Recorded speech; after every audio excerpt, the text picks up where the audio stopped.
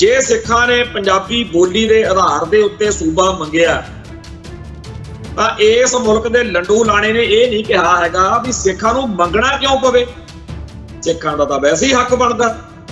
ਬਾਕੀ ਭਾਰਤ ਦੇ ਸੂਬੇ ਜਿਹੜੇ ਨੇ ਉਹ ਬੋਲੀ ਦੇ ਆਧਾਰ ਤੇ ਸਕੈਂਟਾਂ 'ਚ ਬਣਾਤੇ ਆ। ਸਿੱਖਾਂ ਦਾ ਖੂਨ ਕਿਉਂ ਪੀਤਾ ਜਾ ਰਿਹਾ, ਸਿੱਖਾਂ ਨੂੰ ਕਿਉਂ ਜਲੀਲ ਕੀਤਾ ਜਾ ਰਿਹਾ, ਸਿੱਖ ਨੂੰ ਕਿਉਂ ਸੜਕਾਂ ਤੇ ਆਉਣਾ ਪਵੇ। ਪਰ ਇਹ ਕਹਿਣ ਦੀ ਤਾਂ ਹਿੰਮਤ ਨਹੀਂ ਕਿਸੇ 'ਚ। ਉਲਟਾ ਇਹ ਗੱਲ ਆ ਜੀ, ਸਿੱਖਾਂ ਨੇ ਫਿਰ ਪੰਜਾਬੀ ਸੂਬਾ ਮੰਗ ਲਿਆ ਨਾ, ਜਿਵੇਂ ਕੋਈ ਗੁਨਾਹ ਕਰ ਲਿਆ ਹੋਵੇ, ਜਿਵੇਂ ਕੋਈ ਪਾਪ ਕਰ ਲਿਆ। ਜਦੋਂ ਸਿੱਖ ਆਪਦੇ ਹੱਕ ਦੀ ਲੜਾਈ ਲੜ ਰਹੇ ਸੀ, ਅਖੇ ਜੀ ਤਾਂ ਖਾਲਿਸਤਾਨ ਮੰਗ। ਜਦੋਂ ਵੀ ਸਿੱਖਾਂ ਨੇ ਆਪਦੇ ਲਈ ਕੁਝ ਗੱਲ ਕੀਤੀ, ਇੰਡੀਆ ਪੂਰਾ ਟੁੱਟ ਕੇ ਮੂਹਰਿਓਂ ਘੇਰ ਲੈਂਦਾ ਰਿਹਾ ਕਿ ਜੀ ਖਾਲਿਸਤਾਨ ਮੰਗਦੇ ਆ। ਤੇ ਸਾਡੀ ਲੀਡਰਸ਼ਿਪ ਜਦ ਹੀ ਹੱਥਾਂ ਪੈਰਾਂ 'ਚ ਆ ਜਾਂਦੀ, ਸਪਸ਼ਟੀਕਰਨ ਦੇਣ ਬਹਿ ਜਾਂਦੇ ਸੀ ਵੀ ਨਹੀਂ ਅਸੀਂ ਖਾਲਿਸਤਾਨ ਨਹੀਂ ਮੰਗਦੇ, ਅਸੀਂ ਤਾਂ ਜੀ ਇਸ ਮੁਲਕ ਦੇ ਵਿੱਚ ਹੀ ਇੱਕ ਸਨਮਾਨਜਨਕ ਥਾਂ ਭਾਲਦੇ ਪਏ। ਇੱਥੇ ਤਾਂ ਹਰ ਇੱਕ ਸਿੱਖ ਨੇ ਪੂਰੀ ਜਿੱਦ ਫੜੀ ਰੱਖੀ ਆ ਕਿ ਖਾਲਿਸਤਾਨ ਤੋਂ ਬਗੈਰ ਕਿਸੇ ਤੋਂ ਜੇ ਗੁਜ਼ਾਰਾ ਹੋਵੇ।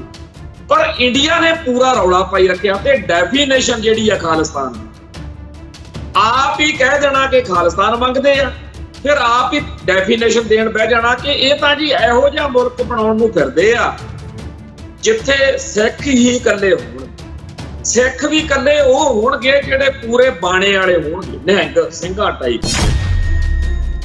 ਜਿੰਨਾ ਮਾੜੇ ਤੋਂ ਮਾੜਾ, ਜਿੰਨਾ ਭੈੜੇ ਤੋਂ ਭੈੜਾ ਖਾਲਿਸਤਾਨ ਅੱਖਰ ਨੂੰ ਦਰਸਾਇਆ ਜਾ ਸਕਦਾ ਸੀ, ਜਿੰਨਾ ਘਟੀਆ ਤੋਂ ਘਟੀਆ ਖਾਲਿਸਤਾਨ ਲੋਕਾਂ ਦੇ ਦਿਲ ਦਿਮਾਗ ਵਿੱਚ ਵਸਾਇਆ ਜਾ ਸਕਦਾ ਸੀ, ਉਹ ਵਸਾਇਆ ਗਿਆ।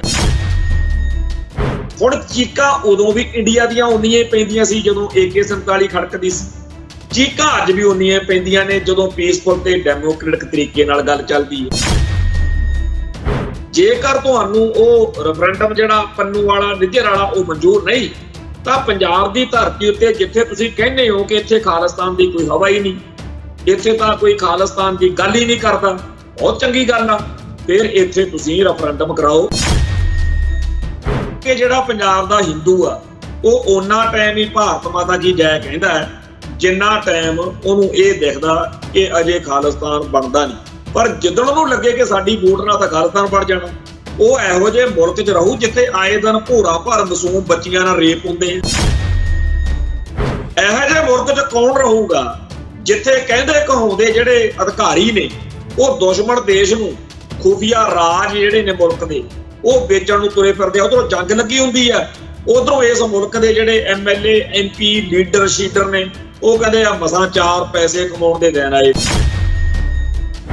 ਇਸ ਮੁਲਕ ਦੇ ਵਿੱਚ ਸਿੱਖਾਂ ਨੂੰ ਜਲੀਲ ਕਰਕੇ, ਸਿੱਖਾਂ ਨੂੰ ਤੰਗ ਪਰੇਸ਼ਾਨ ਕਰਕੇ, ਸਿੱਖਾਂ ਨੂੰ ਖਪਾ ਕੇ, ਸਿੱਖਾਂ ਨੂੰ ਸਤਾ ਕੇ ਜੋ ਲੋਕ ਇਸ ਮੁਲਕ ਦੇ ਹੀਰੋ ਬਣਦੇ ਨੇ, ਚਾਹੇ ਉਹ ਕੰਗਣਾ ਰਣੌਤ ਹੈ, ਚਾਹੇ ਕੋਈ ਹੋਰ ਆ, ਉਹਨਾਂ ਨੂੰ ਇਸ ਮੁਲਕ ਦੇ ਵਿੱਚ ਉਹਨਾਂ ਟਾਈਮ ਹੀ ਹੀਰੋ ਬਣਨ ਦਾ, ਉਹਨਾਂ ਟਾਈਮ ਹੀ ਲੋਕਾਂ ਦੇ ਵਿੱਚ ਜਿਹੜਾ ਹੈਗਾ ਸਤਿਕਾਰ ਆ ਉਹ ਮਿਲਣਾ, ਜਿੰਨਾ ਟਾਈਮ ਇਸ ਮੁਲਕ ਦੇ ਵਿੱਚ ਆ ਫਿਰਕੂ ਗੰਦੀ ਭੈੜੀ ਕਮੀਨੀ ਨੀਚ ਸੋਚ ਵਾਲੇ ਲੋਕਾਂ ਦਾ ਕਬਜ਼ਾ। TV 84 ਉੱਤੇ ਪ੍ਰੋਗਰਾਮ ਖਬਰ ਦੀ ਖਬਰ ਦੇਖ ਰਿਹਾ ਹੈ ਸਾਰੇ ਦਰਸ਼ਕਾਂ ਨੂੰ ਮੈਂ ਸਰਬਜੀਤ ਸਿੰਘ ਘੁਮਾਣ ਫਤਿਹ ਅਰਜ਼ ਕਰਦਾ ਜੀ। ਵਾਹਿਗੁਰੂ ਜੀ ਕਾ ਖਾਲਸਾ, ਵਾਹਿਗੁਰੂ ਜੀ ਕੀ ਫਤਿਹ। ਸਿੱਖ ਸੰਘਰਸ਼ ਦੇ ਵਿੱਚ ਸ਼ਹਾਦਤਾਂ ਪਾਉਣ ਵਾਲੇ ਸੂਰਬੀਰ ਯੋਧਿਆਂ ਦੀ ਗੱਲ ਲਗਾਤਾਰ ਚੱਲਣੀ ਚਾਹੀਦੀ ਹੈ ਤਾਂ ਕਿ ਨਾਲੇ ਤਾਂ ਸਾਡੀ ਅਗਲੀ ਪੀੜ੍ਹੀ ਹੈ ਜਿਹੜੀ ਉਹਨੂੰ ਚੇਤਾ ਰਹੇ ਕਿ ਇਸ ਸੰਘਰਸ਼ ਦੇ ਵਿੱਚ ਉਹਨਾਂ ਦੇ ਫਰਜ਼ ਨੇ। ਜਿਵੇਂ ਪਿਛਲੀ ਪੀੜ੍ਹੀ ਨੇ ਸੀਸ ਤਲੀ ਤੇ ਧਰ ਕੇ ਸਿਰਾਂ ਉੱਤੇ ਖੱਫਣ ਬੰਨ੍ਹ ਕੇ ਕੌਮ ਦੇ ਹੱਕਾਂ ਦੀ ਲੜਾਈ ਲੜੀ ਆ, ਹੁਣ ਸਾਡਾ ਫਰਜ਼ ਉਹ ਇਸ ਮਕਸਦ ਨੂੰ ਮੁੱਖ ਰੱਖ ਕੇ ਜਿਸ ਤਰੀਕੇ ਨਾਲ ਅਕਾਲ ਤਖ਼ਤ ਸਾਹਿਬ ਦੇ ਉੱਪਰ ਅੱਜ ਅਖੰਡ ਪਾਠ ਸਾਹਿਬ ਪ੍ਰਕਾਸ਼ ਕੀਤੇ ਗਏ ਨੇ, ਜਿਹਦੇ ਚ ਭਾਈ ਸੁਖਦੇਵ ਸਿੰਘ ਬੱਬਰ ਦੀ ਕਮਾਂਡ ਹੇਠ ਬੱਬਰ ਖਾਲਸਾ ਦੇ ਵੱਲੋਂ ਬੱਬਰ ਖਾਲਸਾ ਜਥੇਬੰਦੀ ਦੇ ਰਾਹੀਂ ਸੇਵਾ ਕਰਨ ਵਾਲੇ ਭਾਈ ਅਨੋਖ ਸਿੰਘ ਬੱਬਰ, ਮਾਸਟਰ ਭਾਈ ਸੁਲੱਖਣ ਸਿੰਘ ਬੱਬਰ ਤੇ ਭਾਈ ਦਿਲਾਵਰ ਸਿੰਘ, 3 ਸਿੰਘਾਂ ਦਾ ਸ਼ਹੀਦੀ ਸਮਾਗਮ ਜਿਹੜਾ ਹੈ 30 ਅਗਸਤ ਨੂੰ ਅਕਾਲ ਤਖ਼ਤ ਸਾਹਿਬ ਦੇ ਸਨਮੁਖ ਉੱਪਰ ਹੋਣਾ। ਤੇ ਬਹੁਤ ਹੀ ਸਿੱਖ ਜਗਤ ਦੇ ਵਿੱਚ, ਸਿੱਖ ਨੌਜਵਾਨਾਂ ਦੇ ਵਿੱਚ ਇਸ ਗੱਲ ਪ੍ਰਤੀ ਉਤਸ਼ਾਹ ਆ।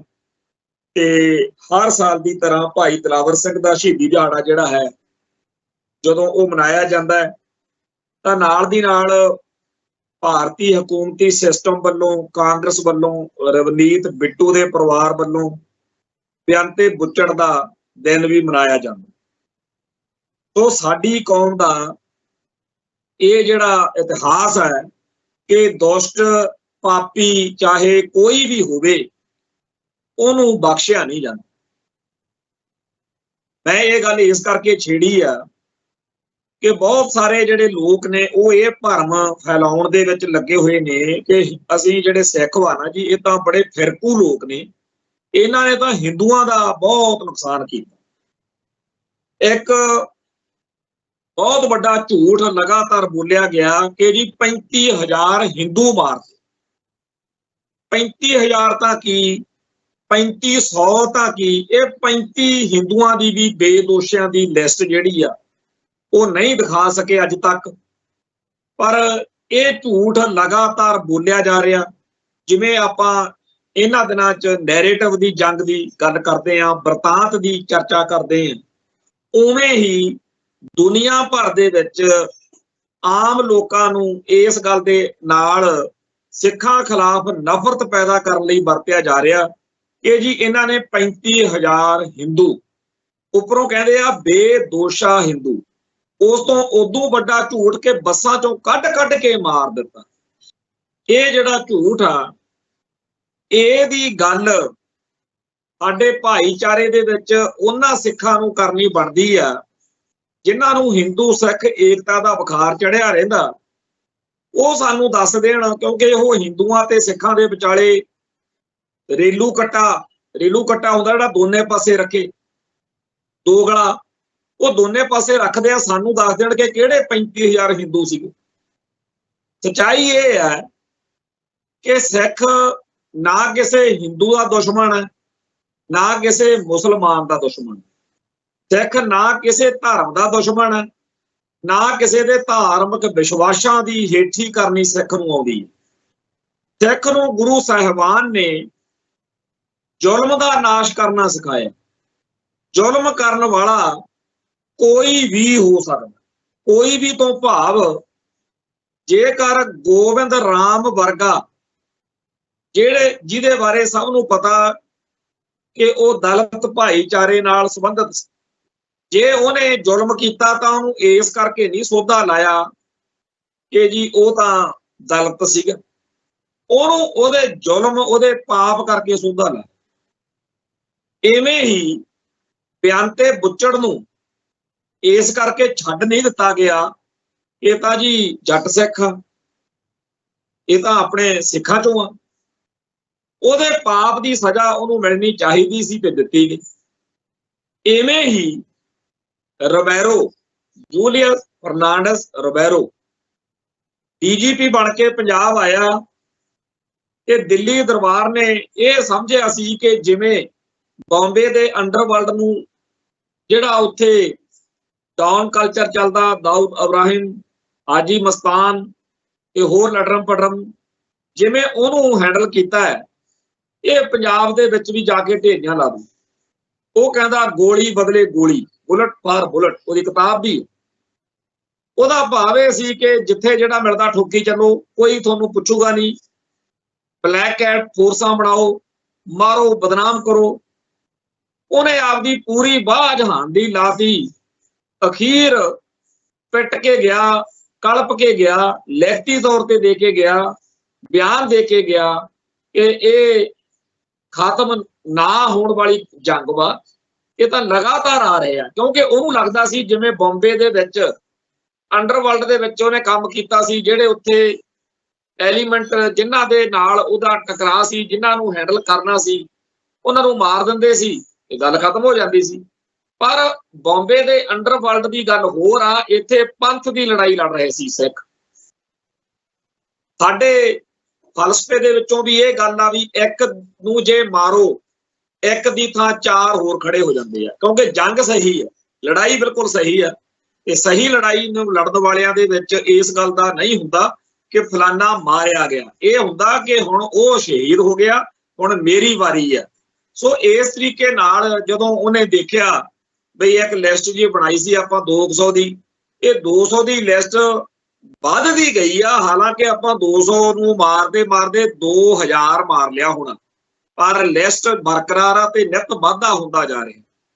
ਜਦੋਂ ਰਿਬੈਰੋ ਦੇ ਕਾਰਜਕਾਲ ਵਿੱਚ ਸਿਰਾਂ ਦੇ ਮੁੱਲ ਰੱਖੇ ਗਏ, ਜਦੋਂ ਸਿੰਘਾਂ ਦੇ ਨਾਂ ਦੇ ਉੱਤੇ ਲਿਸਟ ਬਣਾਈ ਗਈ ਕਿ ਇਹਦਾ ਇੰਨਾ ਮੁੱਲ ਇੰਨਾ ਮੁੱਲ, ਇਹ ਜਦੋਂ ਅਸੀਂ ਉਸ ਲਿਸਟ ਨੂੰ ਦੇਖਦੇ ਕਰਦੇ ਆ ਤਾਂ ਸਟੇਟ ਦੇ ਉੱਤੇ, ਸਟੇਟ ਦੇ ਖਾਸੇ ਉੱਤੇ ਸਾਨੂੰ ਇੱਕ ਨਜ਼ਰੀਆ ਬਣਾਉਣਾ ਪੈਂਦਾ ਹੈ ਕਿ ਇਹ ਕੰਮ ਇਦੋਂ ਪਹਿਲਾਂ ਵਾਲੀਆਂ ਹਕੂਮਤਾਂ ਵੀ ਕਰਦੀਆਂ ਸੀ। ਕੀ ਗੋਰਿਆਂ ਵੇਲੇ ਸਿੱਖਾਂ ਦੇ ਸਿਰਾਂ ਦੇ ਮੁੱਲ ਨਹੀਂ ਰੱਖੇ ਗਏ? ਕੀ ਗਦਰੀਆਂ ਦੇ ਉੱਤੇ ਜ਼ੁਲਮ ਨਹੀਂ ਹੋਏ? ਕੀ ਇਸ ਤੋਂ ਪਹਿਲਾਂ ਜਦੋਂ ਮੁਗਲਾਂ ਦਾ ਰਾਜ ਸੀ ਉਦੋਂ ਵੀ ਇਹ ਸੀ? ਲਖਪਤ ਰਾਏ ਵੇਲੇ ਵੀ, ਜਾਂ ਇਸ ਤੋਂ ਬਿਨਾਂ ਬਾਬਾ ਬੰਦਾ ਸਿੰਘ ਬਹਾਦਰ ਦੇ ਵੇਲੇ ਜਦੋਂ ਫਰਖਸ਼ਰ ਬਾਦਸ਼ਾਹ ਬਣਿਆ। ਸੋ ਸਾਡੇ ਨਾਲ ਤਾਂ ਇਹੀ ਕੁਝ ਪਿਛਲੀਆਂ ਹਕੂਮਤਾਂ ਕਰਦੀਆਂ ਸੀ, ਇਹੀ ਹੁਣ ਕਰਦੀਆਂ ਸੀ। ਰਿਬੈਰੋ ਦਾ ਮੋਢਾ ਵਰਤ ਕੇ ਜਦੋਂ ਸਿੱਖਾਂ ਤੇ ਜ਼ੁਲਮ ਹੋਇਆ ਤਾਂ ਸਿੱਖਾਂ ਨੇ ਉਹਦਾ ਫਿਰ ਲੇਖਾ ਤਾਂ ਲੈਣਾ ਹੀ ਸੀ। ਇੱਥੇ ਬਚ ਗਿਆ। ਇੱਥੇ ਜਦੋਂ ਜਨਰਲ ਲਾਭ ਸਿੰਘ ਹੁਣਾਂ ਨੇ ਇੱਕ ਵਾਰੀ ਕਾਰਵਾਈ ਕੀਤੀ ਇੱਥੇ PAP ਦੇ ਵਿੱਚ, ਉਹ ਬਚ ਗਿਆ, ਚਲੋ ਵਧੀ ਹੋਈ ਸੀ। ਫਿਰ ਦੂਜੀ ਵਾਰ ਰੋਮਾਨੀਆ ਦੇ ਵਿੱਚ ਉੱਥੇ ਜਦੋਂ ਸਿੰਘਾਂ ਨੇ ਸੋਧਾ ਲਾਉਣਾ ਚਾਹਿਆ, ਉੱਥੇ ਫੇਰ ਵਧੀ ਹੋਈ ਸੀ, ਬਚ ਗਿਆ। ਪਰ ਮੈਂ ਜਿਹੜੀ ਗੱਲ ਜਿੱਥੋਂ ਆਪਾਂ ਜਿਹੜਾ ਨੁਕਤਾ ਅੱਜ ਲੈ ਕੇ ਚਰਚਾ ਕਰ ਰਹੇ ਹਾਂ ਉਹ ਇਹ ਆ ਕਿ ਰਿਬੈਰੋ ਨੂੰ ਇਸ ਕਰਕੇ ਨਹੀਂ ਸੀ ਸਿੱਖ ਉਹਦੇ ਮਾਰਨਾ ਨੂੰ ਫਿਰਦੇ ਵੀ ਉਹ ਈਸਾਈ ਭਾਈਚਾਰੇ ਚੋਂ। ਹਾਲਾਂਕਿ ਹੁਣ ਬੜਾ ਪਿੱਟ ਦਾ ਪਿੱਛੇ ਜੇ ਉਹਦਾ ਇੱਕ ਆਰਟੀਕਲ ਵੀ ਲਿਖਿਆ ਕਿ ਜੀ ਮੈਂ ਜਿਸ ਮੁਲਕ ਦੀ ਇੰਨੀ ਸੇਵਾ ਕੀਤੀ ਇੱਥੇ ਤਾਂ ਸਾਡੇ ਭਾਈਚਾਰੇ ਦਾ ਘਾਣ ਹੋ ਰਿਹਾ। ਇਹ ਗੱਲ ਹੁਣ ਜੇ ਬਿਆੰਤਾ ਬੁੱਚੜ ਜਾਉਂਦਾ ਹੁੰਦਾ ਉਹਨੇ ਵੀ ਪਿੱਟਣਾ ਸੀ, ਜਿਵੇਂ ਰਵਨੀਤ ਬਿੱਟੂ ਪਿੱਟਦਾ ਫਿਰਦਾ ਕਿ ਜਿਸ ਪਾਰਟੀ ਦੀ ਮੈਂ ਇੰਨੀ, ਜਿਸ ਮੁਲਕ ਦੀ ਸੇਵਾ ਕੀਤੀ ਇੱਥੋਂ ਕੋਈ ਪੁੱਛਦਾ। ਸੋ ਇਸ ਮੁਲਕ ਦੇ ਵਿੱਚ ਅੱਡ-ਅੱਡ ਧਰਮਾਂ ਦੇ ਲੋਕਾਂ ਨੂੰ ਅਹੁਦੇ ਦੇ ਕੇ ਜਦੋਂ ਸਿੱਖੀ ਅਤੇ ਸਿੱਖਾਂ ਦੇ ਘਾਣ ਕਰਨ ਲਈ ਮੋਹਰੇ ਬਣਾ ਕੇ ਲਿਆਓਗੇ ਤਾਂ ਫਿਰ ਸਿੱਖ ਆਪਦੀ ਰਵਾਇਤ ਅਨੁਸਾਰ, ਆਪਦੇ ਇਤਿਹਾਸ ਅਨੁਸਾਰ ਜਬੈ ਬਾਣ ਲਾਗਿਓ ਤਬੈ ਰੋਸ ਜਾਗਿਓ। ਫਿਰ ਭਾਈ ਗੱਲਾਂ ਨਾਲ ਤਾਂ ਗੱਲ ਲੋਟ ਨਹੀਂ ਆਉਂਦੀ, ਤੇ ਜਿਵੇਂ ਕਰੀਦਾ ਫਿਰ ਉਵੇਂ ਕਰਦੇ ਆ ਸਿੱਖ। ਉਹ ਇੱਥੇ ਇੱਕ ਮੁਹੰਮਦ ਮੁਸਤਫਾ ਹੋਇਆ, ਇੱਥੇ ਇੱਕ ਇਜ਼ਹਾਰ ਆਲਮ ਹੋਇਆ।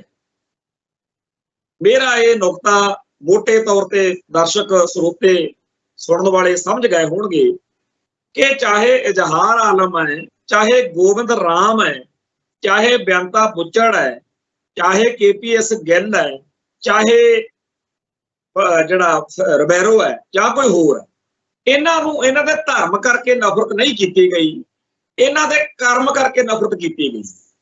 ਤੇ ਇਸੇ ਤਰੀਕੇ ਨਾਲ ਬਹੁਤ ਸਾਰੇ ਲੋਕ ਜਿਹੜੇ ਸਿੱਖ ਘਰਾਂ 'ਚ ਜੰਮੇ, ਜਿਨ੍ਹਾਂ ਦਾ ਨਜ਼ਰੀਆ, ਜਿਨ੍ਹਾਂ ਦਾ ਲਾਈਫ ਸਟਾਈਲ, ਜਿਨ੍ਹਾਂ ਦਾ ਅਪਰੋਚ ਇੰਡੀਅਨ ਸੀ, ਉਹ ਇੰਡੀਆ ਦੇ ਪੱਖ ਤੋਂ ਲੜਨ ਆਏ ਤੇ ਸਿੱਖਾਂ ਨੇ ਫਿਰ ਉਹਨਾਂ ਨੂੰ ਬਣਦੀ ਸਜ਼ਾ ਦਿੱਤੀ। ਹੁਣ ਜਦੋਂ ਜਥੇਦਾਰ ਹਰਦੀਪ ਸਿੰਘ ਨਿੱਜਰ ਦੇ ਉੱਤੇ ਜਿਨ੍ਹਾਂ ਨੇ ਅਟੈਕ ਕੀਤਾ, ਸਿੰਘ ਨੂੰ ਸ਼ਹੀਦ ਕੀਤਾ, ਉਹ ਇੰਡੀਆ ਦੇ ਏਜੰਟ ਨੇ। ਤੇ ਜੇ ਇੰਡੀਆ ਦੇ ਏਜੰਟਾਂ ਨੂੰ ਅਸੀਂ ਨਫ਼ਰਤ ਕਰਦੇ ਹਾਂ ਕਿ ਸਾਡਾ ਭਰਾ ਸ਼ਹੀਦ ਕੀਤਾ, ਸਾਡੀ ਕੌਮ ਦਾ ਹੀਰੋ, ਸਾਡਾ ਨਾਇਕ, ਜਿਹੜਾ ਬਿਲਕੁਲ ਪੀਸਫੁਲ ਤੇ ਡੈਮੋਕ੍ਰੈਟਿਕ ਤਰੀਕੇ ਨਾਲ ਅੱਜ ਦੇ ਮੌਜੂਦਾ ਨੈਰੇਟਿਵ ਦੇ ਹਿਸਾਬ ਨਾਲ ਕੌਮ ਦੀ ਲੜਾਈ ਨੂੰ ਅੱਗੇ ਲੈ ਕੇ ਜਾ ਰਿਹਾ ਸੀ, ਉਸ ਸੂਰਮੇ ਨੂੰ ਸ਼ਹੀਦ ਕਰਾਉਣ ਵਾਲੇ ਚਾਹੇ ਕਿਸੇ ਵੀ ਜਾਤ ਧਰਮ ਦੇ ਹੋਣ, ਉਹ ਸਾਡੇ ਲਈ ਬੈਰੀ ਹੈ। ਸੋ ਇਹ ਗੱਲ ਸਾਨੂੰ ਵਾਰ-ਵਾਰ ਲੋਕਾਂ ਦੇ ਵਿੱਚ ਲੈ ਕੇ ਆਉਣੀ ਪਊਗੀ ਕਿ ਖਾਲਿਸਤਾਨ ਦਾ ਸੰਘਰਸ਼ ਸਿੱਖੀ ਅਤੇ ਸਿੱਖਾਂ ਦੇ ਨਜ਼ਰੀਏ ਤੋਂ ਕੀ ਹੈ। ਇਹ ਕੋਈ ਫਿਰਕੂ ਲੜਾਈ ਨਹੀਂ ਕਿ ਅਸੀਂ ਹਿੰਦੂਆਂ ਦੇ ਵੈਰੀ ਹਾਂ, ਅਸੀਂ ਹਿੰਦੁਸਤਾਨ ਦੇ ਵੈਰੀ ਵੀ ਨਹੀਂ। ਅਸੀਂ ਤਾਂ ਆਪ ਦਾ ਆਪਣੇ ਆਪ ਨੂੰ, ਆਪਦੇ ਧਰਮ ਨੂੰ, ਆਪਦੀ ਬੋਲੀ ਨੂੰ, ਆਪਦੇ ਸੱਭਿਆਚਾਰ ਨੂੰ ਜਦੋਂ ਖਤਰਾ ਮਹਿਸੂਸ ਕਰ ਲਿਆ, ਜਦੋਂ ਸਾਨੂੰ ਸਾਫ਼ ਤੌਰ ਤੇ ਪਤਾ ਹੈ ਕਿ ਸਾਡਾ ਬਚਾਅ ਇਸ ਮੁਲਕ ਵਿੱਚ ਮੁਸ਼ਕਲ ਹੈ, ਸਾਡੇ ਹਿੱਤਾਂ ਦੀ, ਸਾਡੇ ਜਜ਼ਬਾਤਾਂ ਦੀ ਕੋਈ ਕਦਰ ਨਹੀਂ, ਤਾਂ ਫਿਰ ਅਸੀਂ ਖਾਲਿਸਤਾਨ ਦਾ ਰਾਹ ਫੜਿਆ। 1947 ਤੋਂ ਸਿੱਖ ਲੁਕਦੇ, ਬਚਦੇ, ਪੱਲਾ ਜਿਹਾ ਛਡਾਉਂਦੇ ਵੀ ਖਾਲਿਸਤਾਨ ਨਹੀਂ ਕਹਿਣਾ। ਉਲਟਾ ਇਹ ਗੱਲ ਚੱਲੀ ਕਿ ਇੰਡੀਆ ਨੇ ਤਾਂ ਪੂਰਾ ਜ਼ੋਰ ਲਾਤਾ, ਇੰਡੀਅਨ ਸਟੇਟ ਸਿਸਟਮ ਨੇ, ਵੀ ਇੰਨਾ ਜਲੀਲ ਕਰੋ, ਇੰਨਾ ਛੱਤਰ ਫੇਰੋ ਇਹਨਾਂ ਦੇ, ਇਹ ਖਾਲਿਸਤਾਨ ਦੇ ਰਾਹ ਤੋਰਨੇ। ਔਰ ਸਾਡੇ ਭਾਈਚਾਰੇ ਦੇ ਬਹੁਤ ਸਾਰੇ ਬੰਦੇ ਇਹਨੂੰ ਇੱਕ ਸਾਜ਼ਿਸ਼ ਦੇ ਤਹਿਤ, ਇਹ ਤਾਂ ਸਾਜ਼ਿਸ਼ ਸੀਗੀ ਜੀ ਵੀ ਪਹਿਲਾਂ ਸਿੱਖਾਂ ਤੋਂ ਖਾਲਿਸਤਾਨ ਕਹਾ ਲਓ, ਫਿਰ ਸਿੱਖਾਂ ਦਾ ਘਾਣ ਕਰੋ, ਕਿਉਂਕਿ ਖਾਲਿਸਤਾਨ ਮੰਗਦੇ ਲੋਕਾਂ ਦੇ ਖਿਲਾਫ ਇੰਡੀਅਨ ਸਟੇਟ ਸਿਸਟਮ ਨੂੰ ਸੌਖਾ ਸੀ ਦੂਜੇ ਲੋਕਾਂ ਨੂੰ ਖੜਾ ਕਰਨਾ, ਕਿਉਂਕਿ ਫਿਰ ਤੁਹਾਡੇ ਹੱਕ 'ਚ ਨਹੀਂ ਕੋਈ ਬੋਲ ਸਕਦਾ, ਤੁਸੀਂ ਮੁਲਕ ਦੇ ਟੁਕੜੇ ਕਰਨਾ ਚਾਹੁੰਦੇ ਹੋ। ਇਹ ਸੋਚ ਉਹਨਾਂ ਨੂੰ, ਉਹਨਾਂ ਦੀ ਮੁਬਾਰਕ ਜਿਹੜੇ ਇਹੋ ਜਿਹੀਆਂ ਗੱਲਾਂ ਰੋੜਦੇ ਆ। ਪਰ ਸੱਚਾਈ ਇਹ ਆ ਕਿ 1947 ਤੋਂ ਲੰਮਾ ਅਰਸਾ ਸਿੱਖ ਭਾਈਚਾਰੇ ਨੇ ਮੋਟੇ ਤੌਰ ਦੇ ਉੱਤੇ ਖਾਲਿਸਤਾਨ ਤੋਂ ਬਚਾ ਰੱਖਿਆ ਕਿ ਜੇ ਸਰਦਾ ਤਾਂ ਇੰਡੀਆ ਦੇ ਵਿੱਚ ਹੀ ਇੱਥੇ ਆਪਣਾ ਕੁਝ ਬਣ ਜਾਵੇ ਤਾਂ ਚੰਗੀ ਗੱਲ। ਪਰ ਉਹਨਾਂ ਦਾ ਕੰਮ ਉਲਟ ਸੀ, ਦੁਸ਼ਮਣ ਦਾ। ਉਹਨਾਂ ਨੇ ਆਏ ਦਿਨ ਕੋਈ ਨਾ ਕੋਈ ਸਿਆਪਾ ਸਿੱਖਾਂ ਦੀ ਜਾਨ ਨੂੰ ਛੇੜੀ ਰੱਖਣਾ, ਤੇ ਜਦੋਂ ਵੀ ਸਿੱਖਾਂ ਨੇ ਹੱਕ ਦੀ ਗੱਲ ਕੀਤੀ, ਇਨਸਾਫ ਮੰਗਣ ਦੀ ਗੱਲ ਕੀਤੀ, ਮੂਹਰੋਂ ਸਾਰਾ ਇੰਡੀਆ ਟੁੱਟ ਕੇ ਪੈ ਜਾਂਦਾ ਸੀ ਵੀ ਇਹ ਤਾਂ ਖਾਲਿਸਤਾਨ ਮੰਗਦੇ ਆ ਜੀ। ਜੇ ਸਿੱਖਾਂ ਨੇ ਪੰਜਾਬੀ ਬੋਲੀ ਦੇ ਆਧਾਰ ਦੇ ਉੱਤੇ ਸੂਬਾ ਮੰਗਿਆ ਤਾਂ ਇਸ ਮੁਲਕ ਦੇ ਲੰਡੂ ਲਾਣੇ ਨੇ ਇਹ ਨਹੀਂ ਕਿਹਾ ਹੈਗਾ ਵੀ ਸਿੱਖਾਂ ਨੂੰ ਮੰਗਣਾ ਕਿਉਂ ਪਵੇ, ਸਿੱਖਾਂ ਦਾ ਤਾਂ ਵੈਸੇ ਹੀ ਹੱਕ ਬਣਦਾ। ਬਾਕੀ ਭਾਰਤ ਦੇ ਸੂਬੇ ਜਿਹੜੇ ਨੇ ਉਹ ਬੋਲੀ ਦੇ ਆਧਾਰ ਤੇ ਸਕੈਂਟਾਂ 'ਚ ਬਣਾਤੇ ਆ। ਸਿੱਖਾਂ ਦਾ ਖੂਨ ਕਿਉਂ ਪੀਤਾ ਜਾ ਰਿਹਾ, ਸਿੱਖਾਂ ਨੂੰ ਕਿਉਂ ਜਲੀਲ ਕੀਤਾ ਜਾ ਰਿਹਾ, ਸਿੱਖ ਨੂੰ ਕਿਉਂ ਸੜਕਾਂ ਤੇ ਆਉਣਾ ਪਵੇ। ਪਰ ਇਹ ਕਹਿਣ ਦੀ ਤਾਂ ਹਿੰਮਤ ਨਹੀਂ ਕਿਸੇ 'ਚ। ਉਲਟਾ ਇਹ ਗੱਲ ਆ ਜੀ, ਸਿੱਖਾਂ ਨੇ ਫਿਰ ਪੰਜਾਬੀ ਸੂਬਾ ਮੰਗ ਲਿਆ ਨਾ, ਜਿਵੇਂ ਕੋਈ ਗੁਨਾਹ ਕਰ ਲਿਆ ਹੋਵੇ, ਜਿਵੇਂ ਕੋਈ ਪਾਪ ਕਰ ਲਿਆ ਹੋਵੇ। ਜਦੋਂ ਸਿੱਖ ਆਪਦੇ ਹੱਕ ਦੀ ਲੜਾਈ ਲੜ ਰਹੇ ਸੀ, ਅਗੇ ਜੀ ਤਾਂ ਖਾਲਿਸਤਾਨ ਮੰਗਦੇ। ਜਦੋਂ ਵੀ ਸਿੱਖਾਂ ਨੇ ਆਪਦੇ ਲਈ ਕੁਝ ਗੱਲ ਕੀਤੀ, ਇੰਡੀਆ ਪੂਰਾ ਟੁੱਟ ਕੇ ਮੂਹਰਿਓਂ ਘੇਰ ਲੈਂਦਾ ਰਿਹਾ ਕਿ ਜੀ ਖਾਲਿਸਤਾਨ ਮੰਗਦੇ ਆ, ਤੇ ਸਾਡੀ ਲੀਡਰਸ਼ਿਪ ਜਦ ਹੀ ਹੱਥਾਂ ਪੈਰਾਂ 'ਚ ਆ ਜਾਂਦੀ, ਸਪਸ਼ਟੀਕਰਨ ਦੇਣ ਬਹਿ ਜਾਂਦੇ ਸੀ ਵੀ ਨਹੀਂ ਨਹੀਂ ਅਸੀਂ ਖਾਲਿਸਤਾਨ ਨਹੀਂ ਮੰਗਦੇ, ਅਸੀਂ ਤਾਂ ਜੀ ਇਸ ਮੁਲਕ ਦੇ ਵਿੱਚ ਹੀ ਇੱਕ ਸਨਮਾਨਜਨਕ ਥਾਂ ਭਾਲਦੇ ਫਿਰਦੇ। ਇਹ ਗੱਲ ਲਗਾਤਾਰ ਚੱਲਦੀ ਚਲਾਉਂਦੀ ਰਹੀ।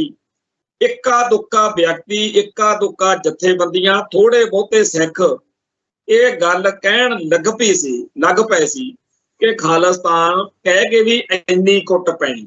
ਡਾਕਟਰ ਜਗਜੀਤ ਸਿੰਘ ਚੌਹਾਨ ਜਾਂ ਹੋਰ ਬਹੁਤ ਸਾਰੇ ਸਿੱਖਾਂ ਦਾ ਇਹੀ ਮੰਨਣਾ ਸੀ ਕਿ ਖਾਲਿਸਤਾਨ ਕਹਿ ਕੇ ਵੀ ਇੰਨੀ ਕੀ ਕੁੱਟ ਪੈਣੀ ਆ, ਤੇ ਖਾਲਿਸਤਾਨ ਨਾ ਕਹਿ ਕੇ ਜਿਹੜਾ ਤੁਸੀਂ ਇਨਸਾਫ ਮੰਗਦੇ ਹੋ, ਚਾਹੇ ਤੁਸੀਂ ਕਿਸੇ ਵੀ ਮੁੱਦੇ ਤੇ ਗੱਲ ਕਰ ਲਓ, ਕੁੱਟ ਇੰਨੀ ਪੈਣੀ।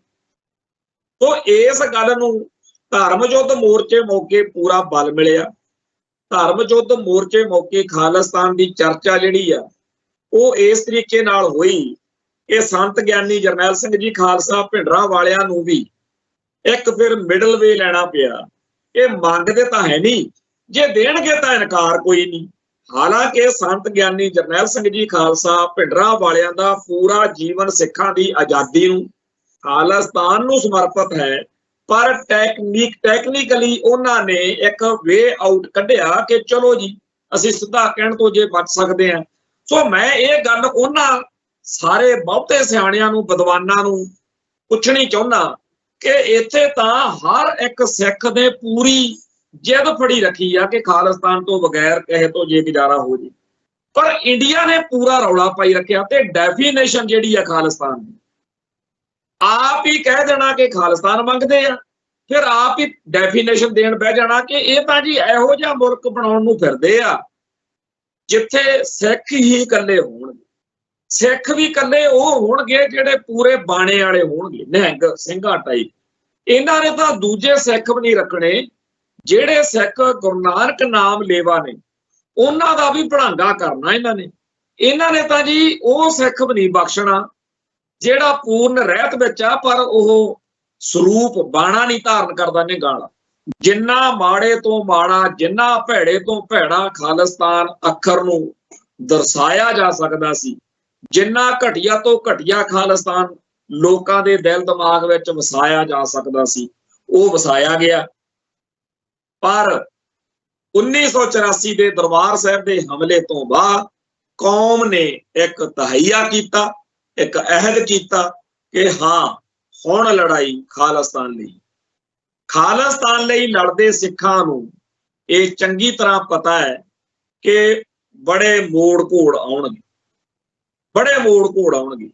1984 ਮੌਕੇ ਸਿਰ ਤੇ ਪੈ ਗਈ, ਇੱਕਦਮ ਲੜਨਾ ਪੈ ਗਿਆ, ਜਿਵੇਂ ਲੜਨਾ ਚਾਹੀਦਾ ਸੀ ਅਗਲੇ ਲੜੇ। ਉਸ ਤੋਂ ਬਾਅਦ ਵਿੱਚ ਅੱਜ ਦਾ ਦੌਰ ਜਿਹੜਾ ਅੱਜ ਦੇ ਵਿੱਚ ਬਿਲਕੁਲ ਪੀਸਫੁਲ ਤੇ ਡੈਮੋਕ੍ਰੈਟਿਕ ਤਰੀਕੇ ਨਾਲ ਗੱਲ ਚੱਲ ਰਹੀ ਆ। ਹੁਣ ਚੀਕਾਂ ਉਦੋਂ ਵੀ ਇੰਡੀਆ ਦੀਆਂ ਉਨੀਆਂ ਪੈਂਦੀਆਂ ਸੀ ਜਦੋਂ AK-47 ਖੜਕਦੀ ਸੀ, ਚੀਕਾਂ ਅੱਜ ਵੀ ਉਨੀਆਂ ਪੈਂਦੀਆਂ ਨੇ ਜਦੋਂ ਪੀਸਫੁਲ ਤੇ ਡੈਮੋਕ੍ਰੈਟਿਕ ਤਰੀਕੇ ਨਾਲ ਗੱਲ ਚੱਲਦੀ ਹੈ। ਉਦੋਂ ਵੀ ਸਾਡੀ ਕੌਮ ਦਾ ਇੱਕ ਹਿੱਸਾ, ਜਿਨ੍ਹਾਂ ਨੂੰ ਭਾਰਤ ਮਾਤਾ ਕੀ ਜੈ ਜਿਹੜੀ ਹੋਈ ਆ, ਉਹ ਪਿੱਟਦੇ ਸੀਗੇ ਕਿ ਜੇ ਕਿਤੇ ਹਥਿਆਰਬੰਦ ਕੰਮ ਬੰਦ ਹੋ ਜੇ ਨਾ, ਸਰਕਾਰ ਬਹੁਤ ਕੁਝ ਸਿੱਖਾਂ ਨੂੰ ਦੇਣਾ ਚਾਹੁੰਦੀ। ਜਦੋਂ ਬੇਅੰਤਾ ਬੁੱਚੜ ਸੀਟ ਤੇ ਬੈਠੇ ਆ, ਉਹਨਾਂ ਦਿਨਾਂ ਦੇ ਵਿੱਚ ਵੀ ਬੜਾ ਰੰਡੀ ਰੋਣਾ, ਅੱਜ ਵੀ ਅਖਬਾਰ ਚੱਕ ਕੇ ਦੇਖ ਲਓ, ਉੱਥੇ ਇਹੀ ਲਿਖਿਆ ਹੁੰਦਾ ਸੀ ਇੱਕ ਪੰਜਾਬ ਨੂੰ ਪੈਕੇਜ ਦੇਣਾ। ਨਰਸਿਮਹਾ ਰਾਓ ਦਾ ਪੈਕੇਜ ਤਿਆਰ ਕਰੀ ਬੈਠਾ, ਉਹਦੇ ਉੱਤੇ ਬਹੁਤ ਸੋਹਣਾ ਗਿਫਟ ਪੈਕ ਕਰਨ ਵਾਲਾ ਕਾਗਜ਼ ਲਪੇਟਿਆ ਹੋਇਆ, ਉਹ ਇੰਨਾ ਸੋਹਣਾ ਦੇਖ ਕੇ ਨਿਸ਼ਾ ਹੋ ਜਾਂਦਾ, ਬਹੁਤ ਕਮਾਲ ਆ ਜੀ। ਤੇ ਜਦੋਂ ਪੰਜਾਬ ਦੇ ਵਿੱਚ ਸਿੱਖ ਜੁਝਾਰੂਆਂ ਦਾ ਇੱਕ ਤਰਫਾ ਘਾਣ ਹੋਇਆ, ਜਦੋਂ ਖਾੜਕੂ ਜੱਦੋ ਜਹਿਦ ਕਮਜ਼ੋਰ ਹੁੰਦੀ ਦਿਖੀ, ਉਦੋਂ ਉਹ ਸਾਰੇ ਕਿਤੇ ਲੱਭੇ ਹੀ ਨਹੀਂ ਜਿਹੜੇ ਕਹਿੰਦੇ ਸੀ ਪੰਜਾਬ ਨੂੰ ਜਿਹੜਾ ਪੈਕੇਜ ਮਿਲਣਾ, ਉਹ ਪੈਕੇਜ ਦੀ ਮੁੜ ਕੇ ਕਿਸੇ ਨੇ ਗੱਲ ਹੀ ਨਹੀਂ ਕੀਤੀ। ਸੋ ਸੱਚਾਈ ਇਹ ਸੀ ਕਿ ਖਾੜਕੂ ਜੱਦੋ ਜਹਿਦ ਦੇ ਬਿਲਕੁਲ ਉਲਟ ਮਾਨਸਿਕਤਾ ਨੂੰ ਉਭਾਰਨ ਲਈ, ਸੈਂਟਰਲਾਈਜ਼ ਕਰਨ ਦੇ ਲਈ ਇਹ ਗੱਲ ਲਿਆਂਦੀ ਗਈ ਸੀ ਕਿ ਜੀ ਆ AK-47 ਵਾਲੇ ਚੁੱਪ ਕਰ ਜਾਣ, ਫੇਰ ਗੱਲ ਬਣ ਸਕਦੀ। ਇਹੀ ਗੱਲ ਹੁਣ ਚਲਾਈ ਜਾ ਰਹੀ ਹੈ ਕਿ ਆ ਜਿਹੜੇ ਜੀ ਪੀਸਫੁਲ ਤੇ ਡੈਮੋਕ੍ਰੈਟਿਕ ਤਰੀਕੇ ਨਾਲ ਗੱਲ ਕਰਦੇ ਆ, ਇਹ ਐਵੇਂ ਮਾਹੌਲ ਖਰਾਬ ਕਰਦੇ ਆ। ਇਹ ਗੱਲ ਜਾਣੀ ਕਿ ਜਿਹੜਾ ਵੀ ਮਰਜ਼ੀ ਸਿੱਖ ਜਿਸ ਤਰੀਕੇ ਨਾਲ ਵੀ ਮਰਜ਼ੀ ਸਰਗਰਮੀ ਕਰੇ, ਉਹਨੂੰ ਇਹ ਘੇਰਾ ਪੈਣਾ ਹੀ ਪੈਣਾ। ਚਾਹੇ ਸਿੱਖ ਰੈਫਰੈਂਡਮ ਦੇ ਰਾਹੀਂ ਗੱਲ ਕਰਨ, ਚਾਹੇ ਸਿੱਖ ਭਾਈ ਅਮਰਤਪਾਲ ਸਿੰਘ ਵਾਂਗੂ ਵਹੀਰ ਕੱਢ ਕੇ ਗੱਲ ਕਰਨ, ਜਾਂ ਸਿੱਖ ਕੋਈ ਹੋਰ ਢੰਗ ਤਰੀਕਾ ਅਪਣਾ ਲੈਣ, ਜਿਹੜਾ ਵੀ ਮਰਜ਼ੀ ਢੰਗ ਤਰੀਕਾ ਸਿੱਖ ਅਪਣਾ ਲੈਣ, ਇੰਡੀਆ ਨੇ ਇਹੀ ਚੀਕਣਾ। ਤੇ ਨਾਲ ਸਾਡੇ ਭਾਈਚਾਰੇ ਦੇ ਮਾਤਾ ਦੇ ਮਾਲ ਨੇ, ਜਿਵੇਂ ਗਿੱਦੜ ਕੂਕ ਮਾਰਦਾ ਤੇ ਬਾਕੀ ਸਾਰੇ ਗਿੱਦੜ ਜਵਾਬ ਦਿੰਦੇ ਆ, ਇਹ ਫਿਰ ਹਿੰਦੂ ਸਿੱਖ ਏਕਤਾ ਵਾਲੇ ਨਾਲ ਲੱਗ ਜਾਂਦੇ ਆ ਜੀ। ਐ ਨਾ ਕਰੋ, ਮਾਹੌਲ ਖਰਾਬ ਹੋ। ਹੁਣ ਮਾਹੌਲ ਚਲੋ ਭਾਈ ਖਰਾਬ ਨਹੀਂ ਕਰਦੇ, ਤੁਸੀਂ ਖਾਲਿਸਤਾਨ ਕਿਵੇਂ ਦਿੰਦੇ ਹੋ? ਇਹ ਤਾਂ ਲੈਣਾ ਤਾਂ ਖਾਲਿਸਤਾਨ ਹੀ ਆ ਨਾ ਜੀ, ਮੁੱਖ ਨਿਸ਼ਾਨਾ ਤਾਂ ਕੌਮ ਦਾ ਖਾਲਿਸਤਾਨ ਆ, ਜਿਹੜਾ ਤੁਸੀਂ 1947 ਤੋਂ ਕੁੱਟ-ਕੁੱਟ ਕੇ ਜਲੀਲ ਕਰਕੇ ਸਿੱਖਾਂ ਦੇ ਗਲ ਪਾਇਆ। ਤੇ ਹੁਣ ਜਦੋਂ ਸਿੱਖ ਕਹਿੰਦੇ ਆ ਵੀ ਠੀਕ ਆ ਭਾਈ ਲਿਆਓ ਫੜਾਓ, ਹੁਣ ਫਿਰ ਖਾਲਿਸਤਾਨ ਜੇ ਚਾਹੀਦਾ, ਦੋ ਤਰੀਕੇ ਆ, ਬੁਲਟ ਤੇ ਬੈਲਟ। ਬੁਲਟ ਵੀ ਚਲਾ ਲਈ ਤੇ ਬੈਲਟ ਵੀ ਚੱਲ ਰਹੀ ਆ। ਇੱਕ ਹੁੰਦਾ ਵਾ AK-47 ਵਾਲਾ ਤਰੀਕਾ, ਬੁਲਟ ਵਾਲਾ, ਦੂਜਾ ਬੈਲਟ ਵਾਲਾ ਵੀ ਅਸੀਂ ਆਪਦੀ ਰਾਏ ਤੁਹਾਡੇ ਸਾਹਮਣੇ ਦੱਸੀਏ। ਜੇਕਰ ਤੁਹਾਨੂੰ ਉਹ ਰੈਫਰੈਂਡਮ ਜਿਹੜਾ ਪੰਨੂ ਵਾਲਾ, ਨਿੱਜਰ ਵਾਲਾ, ਉਹ ਮਨਜ਼ੂਰ ਨਹੀਂ, ਤਾਂ ਪੰਜਾਬ ਦੀ ਧਰਤੀ ਉੱਤੇ ਜਿੱਥੇ ਤੁਸੀਂ ਕਹਿੰਦੇ ਹੋ ਕਿ ਇੱਥੇ ਖਾਲਿਸਤਾਨ ਦੀ ਕੋਈ ਹਵਾ ਹੀ ਨਹੀਂ, ਇੱਥੇ ਤਾਂ ਕੋਈ ਖਾਲਿਸਤਾਨ ਦੀ ਗੱਲ ਹੀ ਨਹੀਂ ਕਰਦਾ, ਬਹੁਤ ਚੰਗੀ ਗੱਲ ਆ, ਫਿਰ ਇੱਥੇ ਤੁਸੀਂ ਰੈਫਰੈਂਡਮ ਕਰਾਓ। ਰੈਫਰੈਂਡਮ ਕਿਵੇਂ ਹੋਊ? 1 ਸਾਲ ਦਾ ਟਾਈਮ ਦੇ ਦਿਓ, 11 ਮਹੀਨੇ ਇੰਡੀਆ ਨੂੰ ਪੂਰੀ ਖੁੱਲ ਹੋਣੀ ਚਾਹੀਦੀ ਆ। ਇੰਡੀਅਨ ਸਟੇਟ ਸਿਸਟਮ 11 ਮਹੀਨੇ ਲਗਾਤਾਰ ਪਿੱਟੇ ਕਲਪੇ, ਮੀਡੀਆ 'ਚ ਲੋਕਾਂ ਨੂੰ ਪੈਸੇ ਦੇਵੋ, ਸਿੱਖਾਂ ਨੂੰ, ਹਿੰਦੂਆਂ ਨੂੰ, ਪੰਜਾਬ ਦੇ ਸਾਰੇ ਜਿਹੜੇ ਵੋਟਰ ਨੇ ਜਿਨ੍ਹਾਂ ਦੀ ਉਮਰ 18 ਸਾਲ ਤੋਂ ਉੱਪਰ ਆ, ਹਰੇਕ ਸਿੱਖ ਨੂੰ, ਗੈਰ ਸਿੱਖ ਨੂੰ ਪੂਰੀ ਤਰ੍ਹਾਂ ਭਰਮਾਵੋ ਕਿ ਜੀ ਖਾਲਿਸਤਾਨ ਦੇ ਖਿਲਾਫ ਵੋਟ ਪਾਏ। ਫਿਰ 1 ਮਹੀਨਾ ਵੋਟਾਂ ਤੋਂ ਪਹਿਲਾਂ ਸਿੱਖਾਂ ਨੂੰ ਮੌਕਾ ਦੇ ਦਿਓ ਵੀ ਭਾਈ ਹੁਣ ਤੁਸੀਂ ਵੀ ਆਪਦਾ ਪੱਖ ਜਿਹੜਾ ਲੋਕਾਂ 'ਚ ਰੱਖ ਲਓ। ਤੇ ਸਿੱਖ ਜਿਹੜੇ ਨੇ ਉਹ ਜਿਹੜੇ ਵੀ ਮਰਜ਼ੀ ਢੰਗ ਤਰੀਕੇ ਨਾਲ, ਕਿਉਂਕਿ ਸਟੇਟ ਕੋਲੇ ਤਾਂ ਸਾਧਨ ਬੜੇ ਨੇ, ਸਿੱਖਾਂ ਕੋਲੇ ਤਾਂ ਸਾਧਨ ਵੀ ਹੈ ਨਹੀਂ, ਤਾਂ ਸਿੱਖ ਆਪਦੇ ਢੰਗ ਤਰੀਕੇ ਨਾਲ ਪਬਲਿਕ ਨੂੰ, ਸੰਗਤ ਨੂੰ, ਲੋਕਾਂ ਨੂੰ ਸਮਝਾ ਦੇਣਗੇ ਕਿ ਭਾਈ ਆਪਾਂ ਆਹ ਗੱਲ ਚਾਹੁੰਦੇ ਹਾਂ, ਵੋਟਾਂ ਪਵਾ ਲਓ। ਤੇ ਰੈਫਰੈਂਡਮ ਵਾਲੇ ਦਿਨ ਦੇਖ ਲਿਓ ਤੁਸੀਂ, 99% ਨਹੀਂ 100% ਖਾਲਿਸਤਾਨ ਦੇ ਹੱਕ ਵਿੱਚ ਆਵਾਜ਼ ਆਏਗੀ। ਕਿਉਂ ਆਏਗੀ? ਕਿਉਂਕਿ ਜਿਹੜਾ ਪੰਜਾਬ ਦਾ ਹਿੰਦੂ ਆ ਉਹ ਓਨਾ ਟਾਈਮ ਹੀ ਭਾਰਤ ਮਾਤਾ ਕੀ ਜੈ ਕਹਿੰਦਾ ਹੈ ਜਿੰਨਾ ਟਾਈਮ ਉਹਨੂੰ ਇਹ ਦਿਖਦਾ ਕਿ ਅਜੇ ਖਾਲਿਸਤਾਨ ਬਣਦਾ ਨਹੀਂ। ਪਰ ਜਿੱਦਣ ਉਹਨੂੰ ਲੱਗੇ ਕਿ ਸਾਡੀ ਵੋਟ ਨਾਲ ਤਾਂ ਖਾਲਿਸਤਾਨ ਬਣ ਜਾਣਾ, ਉਹ ਇਹੋ ਜਿਹੇ ਮੁਲਕ 'ਚ ਰਹੂ ਜਿੱਥੇ ਆਏ ਦਿਨ ਭੋਰਾ ਭਰ ਮਾਸੂਮ ਬੱਚੀਆਂ ਨਾਲ ਰੇਪ ਹੁੰਦੇ ਆ। ਇਹੋ ਜਿਹੇ ਮੁਲਕ 'ਚ ਕੌਣ ਰਹੂਗਾ ਜਿੱਥੇ ਕਹਿੰਦੇ ਕਹਾਉਂਦੇ ਜਿਹੜੇ ਅਧਿਕਾਰੀ ਨੇ ਉਹ ਦੁਸ਼ਮਣ ਦੇਸ਼ ਨੂੰ ਖੁਫੀਆ ਰਾਜ ਜਿਹੜੇ ਨੇ ਮੁਲਕ ਦੇ ਉਹ ਵੇਚਣ ਨੂੰ ਤੁਰੇ ਫਿਰਦੇ ਆ। ਉਧਰੋਂ ਜੰਗ ਲੱਗੀ ਹੁੰਦੀ ਆ, ਉਧਰੋਂ ਇਸ ਮੁਲਕ ਦੇ ਜਿਹੜੇ MLA MP ਲੀਡਰ ਸ਼ੀਡਰ ਨੇ ਉਹ ਕਹਿੰਦੇ ਆ ਮਸਾਂ 4 ਪੈਸੇ ਕਮਾਉਣ ਦੇ ਦਿਨ ਆਏ ਨਹੀਂ। ਇਹੋ ਜਿਹਾ ਮੁਲਕ ਜਿੱਥੇ ਆਏ ਦਿਨ ਕਰੋੜਾਪਤੀ ਅਰਬਾਂਪਤੀ ਜਿਹੜੇ ਨੇ ਉਹ ਮੁਲਕ ਦੇ ਕਰਪਸ਼ਨ ਕਰਕੇ ਪੈਸੇ ਲੈ ਕੇ ਤਿੱਤਰ ਹੋਈ ਜਾਂਦੇ ਨੇ। ਇੱਕ ਅੰਗਰੇਜ਼ਾਂ ਵੇਲੇ ਅੰਗਰੇਜ਼ਾਂ ਖਿਲਾਫ ਅੰਦੋਲਨ ਚੱਲਿਆ ਸੀ, ਭਾਰਤ ਛੋੜੋ ਅੰਦੋਲਨ। ਇੱਕ ਹੁਣ ਚੱਲ ਰਿਹਾ ਪਿਛਲੇ 15-20 ਸਾਲ ਤੋਂ, ਜਦੋਂ ਤੋਂ ਮੋਦੀ ਸਾਹਿਬ ਸੱਤਾ 'ਚ ਆਏ ਨੇ। ਆਏ ਦਿਨ ਕੋਈ ਨਾ ਕੋਈ ਵੱਡਾ ਅਰਬਾਂ ਖਰਬਾਂਪਤੀ ਵਪਾਰੀ ਜਿਹੜਾ ਹੈ ਉਹ ਭਾਰਤੀ ਰਿਪੋਰਟ ਲੈ ਕੇ ਤਿੱਤਰ ਹੋਈ ਜਾਂਦਾ। ਭਾਰਤ ਛੋੜੋ ਅੰਦੋਲਨ ਚੱਲ ਰਿਹਾ।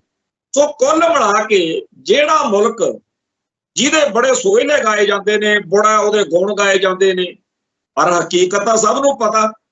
ਇੱਕ ਦਿਨ ਦਾ ਅਖਬਾਰ ਚੱਕ ਕੇ ਕੋਈ ਬੰਦਾ ਦੇਖ ਲਵੇ ਉਹਨੂੰ ਸਮਝ ਲੱਗ ਜਾਂਦੀ ਆ ਵੀ ਕਿੱਥੇ ਖੜਾ ਹੈ ਮੁਲਕ।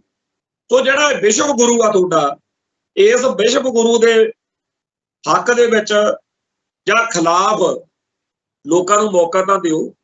ਆ ਜਿਹੜੀਆਂ ਵੋਟਾਂ ਦੀਆਂ ਤੁਸੀਂ ਪਵਾਉਂਦੇ ਹੋ MLA MP ਵਾਲੀਆਂ, ਇਹ ਜਵਲੀਆਂ ਨੂੰ ਛੱਡੋ, ਲਕੀਰ ਖਿੱਚ ਕੇ ਇਕੱਲੇ ਪੰਜਾਬ ਦਾ ਹੀ ਰੈਫਰੈਂਡਮ ਕਰਾ ਲਓ ਬਈ ਜੀ ਖਾਲਿਸਤਾਨ ਦੇ ਹੱਕ ਚੋਂ ਕੋਈ ਖਿਲਾਫ। ਇੱਥੇ ਦਾ ਤਾਂ ਹਿੰਦੂ ਵੀ ਪੰਜਾਬ ਦਾ ਚੰਗੀ ਤਰ੍ਹਾਂ ਜਾਣਦਾ ਵੀ ਜਦੋਂ ਖਾੜਕੂ ਲਹਿਰ ਪੂਰੇ ਜੋਬਨ ਤੇ ਸੀ, ਜੇਕਰ ਕੋਈ ਭੁੱਲ ਭੁਲੇਖੇ ਨਾਲ ਗਲਤੀ ਕਰ ਬੈਠੇ ਆ ਪੰਜਾਬ ਤੋਂ ਬਾਹਰ ਚਲੇ ਵੀ ਗਿਆ, ਜਦੋਂ ਉਹਨੂੰ ਲੱਗਿਆ ਕਿ ਸਾਤੋਂ ਤਾਂ ਗਲਤੀ ਹੋ ਗਈ, ਕਿੱਥੇ ਆ ਇਹਨਾਂ ਬਾਹਮਣ ਬਾਣੀਆਂ 'ਚ ਆ ਬੜੇ ਇਹ ਲਟੇਰੇ ਲੋਕ ਨੇ, ਕਿੱਥੇ ਉਹ ਸਿੱਖ ਜਿਹੜੇ ਧੀ ਭੈਣ ਦੀ ਇੱਜ਼ਤ ਦੇ ਸਾਂਝੀ ਆ, ਜਿਹੜੇ ਕਦੇ ਕਿਸੇ ਦਾ ਬੁਰਾ ਨਹੀਂ ਕਰਦੇ, ਜਿਹੜੇ ਹਰ ਵੇਲੇ ਚੜ੍ਹਦੀ ਕਲਾ ਵਿੱਚ ਆਪ ਵੀ ਰਹਿੰਦੇ ਆ। ਤੇ ਜੇ ਪਤਾ ਲੱਗ ਜੇ ਵੀ ਗੁਆਂਢੀਆਂ ਦੇ ਘਰੇ ਰੋਟੀ ਨਹੀਂ ਪੱਕੀ ਕਿਸੇ ਵੀ ਕਾਰਨ, ਤਾਂ ਆਪ ਦੇ ਪਲੇਟ ਦੇ ਵਿੱਚੋਂ ਜੇ 2 ਪਏ ਨੇ ਫੁਲਕੇ ਤਾਂ ਇੱਕ ਚੱਕ ਕੇ ਗੁਆਂਢੀ ਨੂੰ ਫੜਾ ਕੇ ਪਹਿਲਾਂ ਉਹਨੂੰ ਛਕਾ ਕੇ ਫੇਰ ਆਪ ਛਕਣ। ਸੋ ਸਿੱਖ ਜਿਸ ਤਰੀਕੇ ਦਾ ਆਦਰਸ਼ ਗੁਰੂ ਸਾਹਿਬਾਨ ਨੇ ਬਖਸ਼ਿਆ ਹੋਇਆ ਉਹਦੇ ਉੱਤੇ ਭਰੋਸਾ ਰੱਖਦੇ ਆ। ਸਿੱਖਾਂ ਨੂੰ ਕਿਸੇ ਮੀਡੀਆ ਸ਼ੀਡੀਆ ਦੀ, ਕਿਸੇ ਨੈਰੇਟਿਵ, ਕਿਸੇ ਬਰਤਾਂਤ ਦੀ ਉਸ ਮੌਕੇ ਲੋੜ ਨਹੀਂ। ਸਿੱਖਾਂ ਨੂੰ ਤਾਂ 1 ਮਹੀਨਾ ਚਾਹੀਦਾ ਪਿੰਡਾਂ ਦੇ ਗੁਰਦੁਆਰਿਆਂ ਦੇ ਵਿੱਚ, ਪਿੰਡਾਂ ਦੇ ਚੌਂਕਾਂ 'ਚ, ਮੋੜਾਂ ਤੇ ਇੱਧਰ ਉੱਧਰ ਖੜ ਕੇ ਜਦੋਂ ਸਿੱਖਾਂ ਨੇ ਗੱਲ ਕੀਤੀ ਕਿ ਭਾਈ ਖਾਲਿਸਤਾਨ ਜਿਹੜਾ ਹੈ ਉਹ ਮੁਲਕ ਹੋਣਾ ਹੈ ਜਿਹੜਾ ਗੁਰੂ ਗ੍ਰੰਥ ਸਾਹਿਬ ਦੇ ਆਦਰਸ਼ ਅਨੁਸਾਰ, ਗੁਰੂ ਸਾਹਿਬਾਨ ਦੇ ਦਿੱਤੇ ਸਿਧਾਂਤ ਅਨੁਸਾਰ ਚੱਲਣਾ, ਤਾਂ ਇਸ ਮੁਲਕ ਦੇ ਵਿੱਚ ਹਰਿਆਣੇ ਹਿਮਾਚਲ ਦੇ ਲੋਕਾਂ ਨੇ ਵੀ ਕਹਿਣਾ ਵੀ ਸਾਨੂੰ ਕਿਤੇ ਛੱਡ ਨਾ ਜਾਇਓ। ਆਪ ਉਹਨਾਂ ਨੇ ਕਹਿਣਾ ਕਿ ਜੀ ਦਿੱਲੀ ਤੱਕ ਸਾਰਾ ਪੰਜਾਬ ਹੁੰਦਾ ਸੀ, ਆ ਤਿੱਬਤ ਤੱਕ, ਲੇਹ ਲਦਾਖ ਤੱਕ ਪੰਜਾਬ ਹੁੰਦਾ ਸੀ। ਇਸ ਪੰਜਾਬ ਦੇ ਟੁਕੜੇ ਦੁਸ਼ਮਣ ਨੇ ਬੜੇ ਤਰੀਕੇ ਨਾਲ ਕੀਤੇ ਆ। ਆਪਾਂ ਹੌਲੀ ਹੌਲੀ ਸਾਰਾ ਖਾਲਿਸਤਾਨ ਬਣਾਉਣਾ ਤੇ ਤੁਸੀਂ ਕਿਤੇ ਸਾਨੂੰ ਕਿਤੇ ਬਾਹਰ ਨਾ ਛੱਡ ਜਾਓ। ਇਹ ਇੰਡੀਆ ਬੜਾ ਜ਼ਾਲਮ ਆ, ਇੰਡੀਆ ਬੜਾ ਪਾਪੀ ਮੁਲਕ ਆ, ਸਾਡੇ ਇਸ ਮੁਲਕ ਤੋਂ ਖਹਿੜਾ ਜਿਹੜਾ ਹੈਗਾ ਛੁਡਾ ਕੇ ਸਾਨੂੰ ਵੀ ਖਾਲਿਸਤਾਨ 'ਚ ਲੈ ਕੇ ਜਾਓ। ਇਸ ਗੱਲ ਦਾ ਇੰਡੀਅਨ ਸਟੇਟ ਸਿਸਟਮ ਨੂੰ ਪੂਰੀ ਤਰ੍ਹਾਂ ਪਤਾ, ਇਸੇ ਕਰਕੇ ਰੈਫਰੈਂਡਮ ਨਹੀਂ ਕਰਨਾ। ਨਹੀਂ ਤਾਂ ਜੇ ਇੰਨਾ ਹੀ ਖਾਲਿਸਤਾਨ ਦੇ ਹੱਕ ਵਿੱਚ ਲੋਕ ਨਹੀਂ ਹੈਗੇ, ਜੇ ਲੋਕ ਵਾਕਿਆ ਹੀ ਖਾਲਿਸਤਾਨ ਦੇ ਖਿਲਾਫ ਨੇ, ਫੇਰ ਡਰਨ ਭਿੜਨ ਦੀ ਤਾਂ ਲੋੜ ਹੀ ਨਹੀਂ। ਫਿਰ ਤਾਂ ਆਪ ਕਹੋ ਵੀ ਲਿਆਓ ਜੀ ਕਰਾਉਨੇ ਆ ਰੈਫਰੈਂਡਮ। ਸੋ ਸੱਚਾਈ ਇਹ ਆ ਕਿ ਇਸ ਮੁਲਕ ਦੇ ਵਿੱਚ ਸਿੱਖਾਂ ਨੂੰ ਜਲੀਲ ਕਰਕੇ, ਸਿੱਖਾਂ ਨੂੰ ਤੰਗ ਪਰੇਸ਼ਾਨ ਕਰਕੇ, ਸਿੱਖਾਂ ਨੂੰ ਖਪਾ ਕੇ, ਸਿੱਖਾਂ ਨੂੰ ਸਤਾ ਕੇ ਜੋ ਲੋਕ ਇਸ ਮੁਲਕ ਦੇ ਹੀਰੋ ਬਣਦੇ ਨੇ, ਚਾਹੇ ਉਹ ਕੰਗਣਾ ਰਣੌਤ ਹੈ, ਚਾਹੇ ਕੋਈ ਹੋਰ ਆ, ਉਹਨਾਂ ਨੂੰ ਇਸ ਮੁਲਕ ਦੇ ਵਿੱਚ ਉਹਨਾਂ ਟਾਈਮ ਹੀ ਹੀਰੋ ਬਣਨ ਦਾ, ਉਹਨਾਂ ਟਾਈਮ ਹੀ ਲੋਕਾਂ ਦੇ ਵਿੱਚ ਜਿਹੜਾ ਹੈਗਾ ਸਤਿਕਾਰ ਆ ਉਹ ਮਿਲਣਾ, ਜਿੰਨਾ ਟਾਈਮ ਇਸ ਮੁਲਕ ਦੇ ਵਿੱਚ ਆ ਫਿਰਕੂ ਗੰਦੀ ਭੈੜੀ ਕਮੀਨੀ ਨੀਚ ਸੋਚ ਵਾਲੇ ਲੋਕਾਂ ਦਾ ਕਬਜ਼ਾ। ਜਿੱਦਣ ਇਸ ਮੁਲਕ ਦੇ ਵਿੱਚ ਸਾਊ ਸਿਵਲਾਈਜ਼ਡ ਲੋਕ ਜਿਨ੍ਹਾਂ ਦੀ ਆਵਾਜ਼ ਜਿਹੜੀ ਆ ਇਸ ਮੌਕੇ ਦੱਬੀ ਕੁਚਲੀ ਹੋਈ, ਜਿੱਦਣ ਕਿਤੇ ਉਹਨਾਂ ਨੂੰ ਮੌਕਾ ਮਿਲੂ ਉਹ ਸਾਰੇ ਕਹਿਣਗੇ ਸਿੱਖਾਂ ਨਾਲ ਜ਼ੁਲਮ ਹੋਇਆ, ਸਿੱਖਾਂ ਨਾਲ ਧੱਕਾ ਹੋਇਆ। ਆ ਜਿਹੜਾ ਕੰਗਣਾ ਰਣੌਤ ਵਾਲਾ ਚੱਕਰ ਚੱਲਿਆ, ਇਹਦੇ ਬਾਅਦ ਨਹੀਂ ਆਪਾਂ ਗੱਲ ਨੂੰ ਥੋੜਾ ਜਿਹਾ ਸਮਝਣ ਦੀ ਕੋਸ਼ਿਸ਼ ਕਰਦੇ। ਇੱਕ ਹਰਜੀਤ ਸਿੰਘ ਗਰੇਵਾਲ ਆ ਜਿਹੜਾ ਬੀਜੇਪੀ ਦੇ ਵਿੱਚ ਕਿਸਾਨ ਸੰਘਰਸ਼ ਮੌਕੇ ਜਿੰਨਾ ਉਹਦੇ ਬਿਆਨਾਂ ਦੇ ਕਰਕੇ ਉਹਨੂੰ ਸੁਣਨੀਆਂ ਪਈਆਂ ਆਪਾਂ ਨੂੰ ਸਭ ਨੂੰ ਪਤਾ। ਪਰ ਕੰਗਣਾ ਰਣੌਤ ਨੇ ਇਸ ਫਿਲਮ ਦੇ ਰਾਹੀਂ ਸਿੱਖਾਂ ਨੂੰ, ਸਿੱਖ ਜਜ਼ਬਾਤਾਂ ਨੂੰ ਜਿੰਨਾ ਸਤਾਇਆ ਤੇ ਖਪਾਇਆ, ਉਹਦੀ ਕਰਕੇ ਅੱਜ ਉਹਦਾ ਇੱਕ ਬਿਆਨ ਘੁੰਮ ਰਿਹਾ ਜਿਹਦੇ ਵਿੱਚ ਉਹ ਕਹਿੰਦਾ ਹੈ ਕਿ ਬੀਬੀ ਕੰਗਣਾ ਰਣੌਤ ਨੂੰ ਇਹ ਗੱਲ ਦੀ ਸਮਝ ਹੋਣੀ ਚਾਹੀਦੀ ਹੈ, ਜੇ ਸਿੱਖ ਨਾ ਹੁੰਦੇ, ਸਿੱਖ ਕੁਰਬਾਨੀਆਂ ਨਾ ਕਰਦੇ ਤਾਂ ਤੂੰ ਤੇਰੇ ਵੀ ਬੁਰਕਾ ਪਾਇਆ ਹੋਣਾ ਸੀ।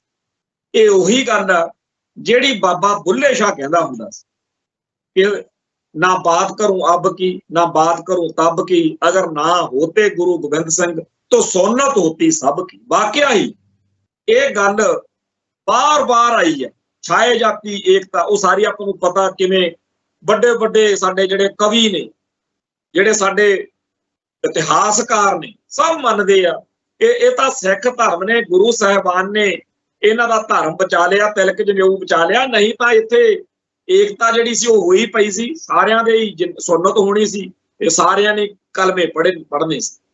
जेकर अज हरजीत गरेवाल जिहड़ा बीजेपी दे मगर लग के इन्नी क जूत पताण कराउंदा रहा भी उत्ते हासा आउंदा सी भी इह खणी रखिया ही इस काम नूं, अज जे उहनूं बोलना पिया, इहो जिहे होर बड़े लोग ने जिहड़े इस अत तो दुखी होए पे कि वाकई ही माड़ी हो रही, वाकई ही भैड़ी हो रही है।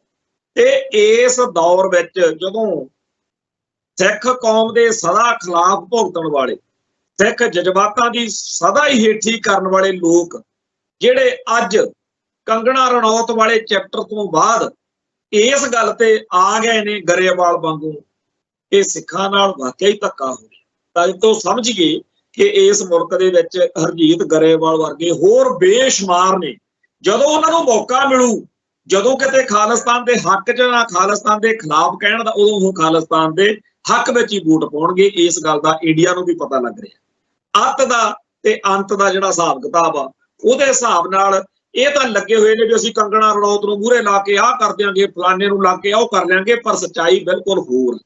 ਹੁਣ ਕੰਗਣਾ ਰਣੌਤ ਵਾਲੇ ਮਸਲੇ ਤੇ ਥੋੜੀ ਜੀ ਚਰਚਾ ਹੋਰ ਬਣਦੀ ਹੈ ਕਿ ਇੱਕ ਤਾਂ ਹਾਈ ਕੋਰਟ ਦੇ ਵਿੱਚ ਪਟੀਸ਼ਨ ਪਾਈ ਆ ਕਿ ਜੀ ਇਹ ਤੇ ਰੋਕ ਲਾਈ ਜਾਵੇ, ਇੱਕ ਸ਼੍ਰੋਮਣੀ ਕਮੇਟੀ ਨੇ ਵੀ ਫਿਲਮ ਦੇ ਨਿਰਮਾਤਾਵਾਂ ਨੂੰ ਕਾਨੂੰਨੀ ਨੋਟਿਸ ਭੇਜਿਆ। इवें ही मध्य प्रदेश दे विच उहदे खिलाफ विरोध प्रदर्शन होया।